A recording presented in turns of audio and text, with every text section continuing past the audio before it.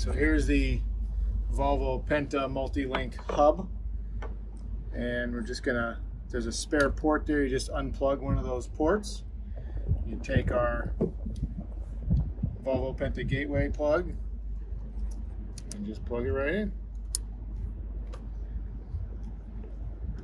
There you go. So this is the Volvo Penta gateway that you need to have in order to keep your warranty intact for Volvo Penta. And then you have a plug here that will go and wire directly to our Dockmate receiver there. So as long as your gateway is in place, your warranty is in place.